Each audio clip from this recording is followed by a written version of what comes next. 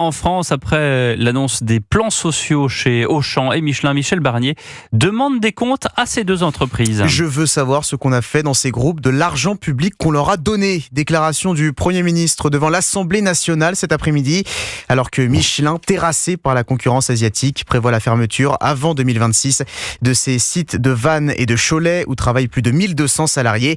Et qu'Auchan, de son côté, annonce la suppression de près de 2400 emplois. Une dizaine de magasins devrait baisser le rideau. Immense coup dur pour les représentants du personnel convoqués ce matin par la direction du distributeur dans la région lilloise.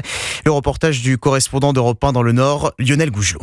Quelques minutes après les annonces de la direction, les représentants syndicaux s'extraient de la réunion, le visage grave et encore sonné par la brutalité du plan. C'est au-delà de nos craintes, c'est catastrophique. Ça va laisser beaucoup de salariés dans la difficulté, de familles.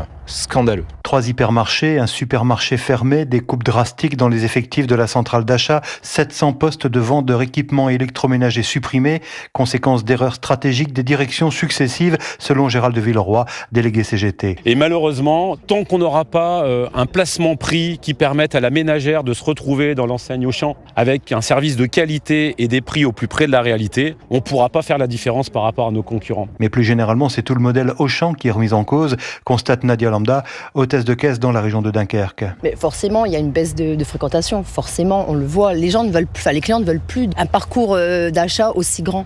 Ça fait des années qu'on leur dit attention, il y a quand même des choix stratégiques qui sont faits, qui sont difficiles. Nous, on est en magasin, on le voit. On ne nous a jamais écoutés. Mais là, vraiment, c'est un coup de massue. Sincèrement, c'est un coup de massue. Et dans ce qu'elle appelle son plan de reconquête, la direction promet un maximum de reclassement et d'accompagnement des salariés, mais cela ne devrait pas empêcher les actions et les débrayages dans les magasins dans les prochains jours.